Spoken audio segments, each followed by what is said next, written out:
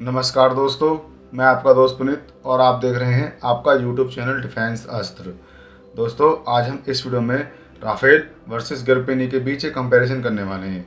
जानेंगे कि इन दोनों लड़ाकू विमान में कौन ज़्यादा शक्तिशाली है और जानेंगे कि क्या भारत को एमएमआरसी डील के तहत गर्पेनी को लेने के बारे में सोचना चाहिए या नहीं, तो इस वीडियो में बात करेंगे।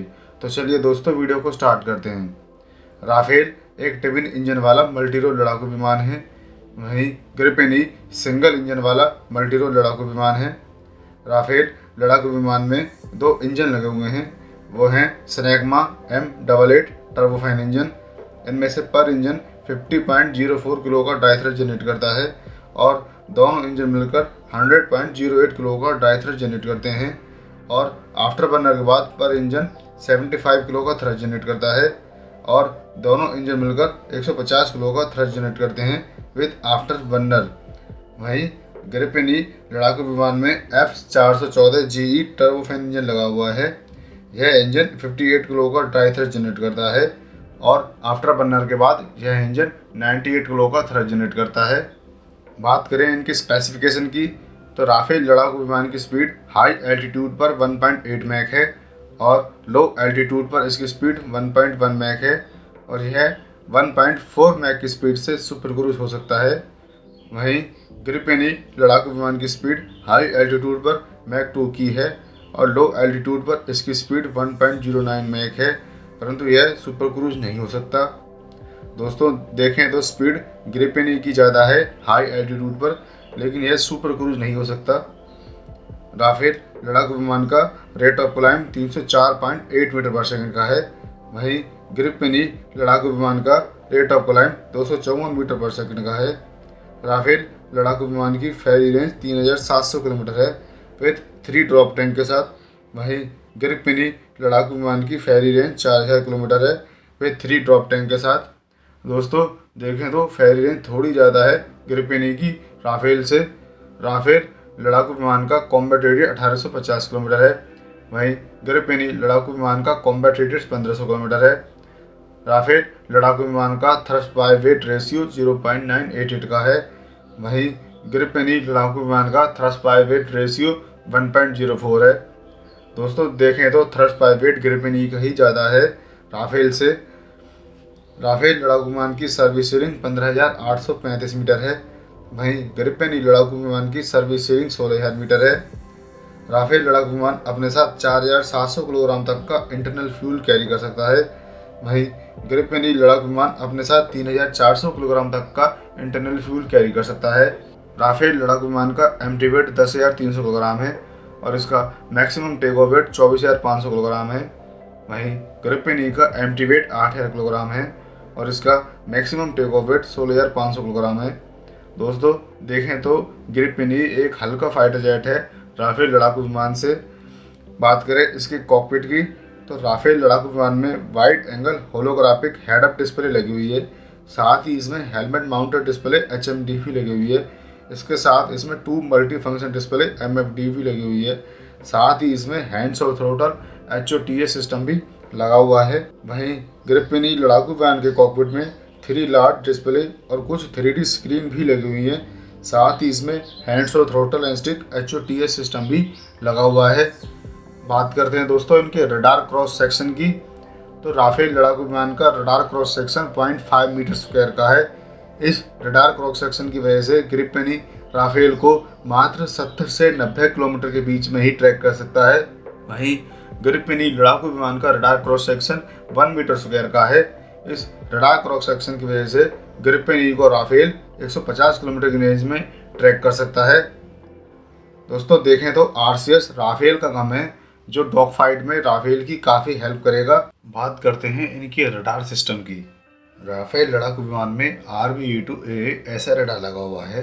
इस रडार सिस्टम की रेंज 200 किलोमीटर है एनी 2 मीटर स्क्वायर टारगेट को लेकर, यानी यह रडार सिस्टम 2 मीटर स्क्वायर के किसी भी टारगेट को 200 किलोमीटर की रेंज में ट्रैक कर सकता है। साथ ही यह रडार सिस्टम एक साथ 40 टारगेट को ट्रैक कर सकता है और 8 से 10 टारगेट को एक साथ इंगेज कर सकता है। साथ ही इस रडार सिस्टम का फील्ड व्यू रेंज 140 डिग्री है, यानी यह radar system 70 degree up and 70 degree down के साथ किसी भी टारगेट को 200 किलोमीटर की रेंज में ट्रैक कर सकता है। वहीं ग्रिपेन ई लड़ाकू विमान में सेलेक्स का ES-05 रावेन ऐसा रडार लगा हुआ है। इस रडार सिस्टम की रेंज 150 किलोमीटर है फॉर 2 मीटर स्क्वायर टारगेट को लेकर, यानी यह रडार सिस्टम 2 मीटर स्क्वायर के किसी भी टारगेट को 150 किलोमीटर की रेंज में ट्रैक कर सकता है। साथ ही यह रडार सिस्टम एक साथ 20 से 25 टारगेट को ट्रैक कर सकता है और 5 टारगेट को एक साथ इंगेज कर सकता है। साथ ही इस रडार सिस्टम की फील्ड व्यू रेंज 180 डिग्री है, यानी यह radar system 90 degree up and 90 degree down के साथ किसी भी टारगेट को 150 किलोमीटर की रेंज में ट्रैक कर सकता है। दोस्तों देखें तो रडार राफेल का ज़्यादा बेहतर साबित होता है ग्रिपेन ई के रडार से, लेकिन रडार में जो फील्ड व्यू रेंज है वो ग्रिपेन ई का ज़्यादा अच्छा है। बात करते हैं इनके सेंसर्स की। राफेल लड़ाकू विमान में स्पेक्ट्रा का इलेक्ट्रॉनिक वॉरफेयर सूट लगा हुआ है। इसके अंदर ही missile approach warning system MAWS, radar warning receiver RWR, laser warning receiver LWR, यह सब सेंसर इसमें लगे हुए हैं। वहीं ग्रिपेन ई लड़ाकू विमान में इलेक्ट्रॉनिक वॉरफेयर सिस्टम लगा हुआ है। इस सिस्टम के अंदर ही infrared search and track IST system, missile approach warning system MAWS, radar warning receiver RWR, यह सब सेंसर भी ग्रिपेन ई में लगे हुए हैं। राफेल में पैसिव ट्रैकिंग के लिए OSF सिस्टम लगा हुआ है। इसी के ऊपर राइट साइड में TV और IR कैमरा लगा हुआ है। इसी के अंदर ही IST सेंसर भी लगा हुआ है जिसकी रेंज 100 किलोमीटर है। इसकी मदद से आप स्टेल्थ टारगेट को ट्रैक कर सकते हो और साथ ही आप कम इंफ्रारेड वाले टारगेट को भी ट्रैक कर सकते हो। वहीं इसमें जो TV और IR कैमरा लगा हुआ है यह 40 किलोमीटर की रेंज में किसी भी टारगेट को रिकॉर्ड कर सकता है।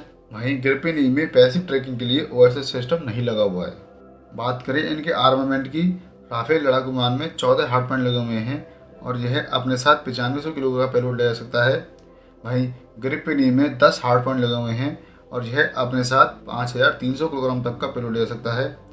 राफेल लड़ाकू विमान सभी प्रकार की एयर टू एयर मिसाइलों को फायर कर सकता है। राफेल लड़ाकू विमान में जो बियॉन्ड विजुअल रेंज के लिए जो मिसाइल लगी हुई है वो है मीटियोर मिसाइल। इस मिसाइल की रेंज 150 किलोमीटर की है और विजुअल रेंज के लिए इसमें जो मिसाइल लगी हुई है वो है मैजिक 2 मिसाइल। इस मिसाइल की रेंज 15 किलोमीटर है। वहीं ग्रिपेन ई भी सभी प्रकार की एयर टू एयर मिसाइलों को फायर कर सकता है।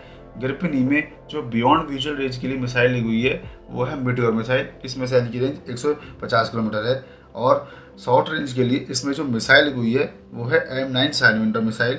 इसकी रेंज 35 किलोमीटर है और साथ ही यह M120 एमरा मिसाइल को भी कैरी कर सकता है। और बात करें इनकी एयर टू ग्राउंड मिसाइलों की, तो राफेल लड़ाकू विमान में जो एयर टू ग्राउंड मिसाइल लगी हुई है वो है स्टॉर्म शैडो स्कैल्प मिसाइल। इस मिसाइल की रेंज 500 किलोमीटर है। वहीं ग्रिपेन ई लड़ाकू विमान में जो एयर टू ग्राउंड मिसाइल लगी हुई है वो है टॉरास की कैप्ड 350 क्रूज मिसाइल। इस मिसाइल की रेंज 500 किलोमीटर है। दोस्तों देखें तो मिसाइलों के मामले में लगभग ये दोनों फाइटर जेट सेम ही हैं। दोस्तों ओवरऑल कंपैरिजन की बात की जाए तो राफेल ज़्यादा शक्तिशाली फाइटर जेट है ग्रिपेन ई लड़ाकू विमान से। दोस्तों आपको क्या कहना है, क्या भारत को MMRC प्रोग्राम के तहत ग्रिपेन ई को लेना चाहिए? नहीं, तबकि ग्रिपेन ई ने ये पेशकश की है कि वो 100% टेक्नोलॉजी ट्रांसफ़र के लिए तैयार है, लेकिन फिर भी क्या भारत को ग्रिपेन ई लेना चाहिए?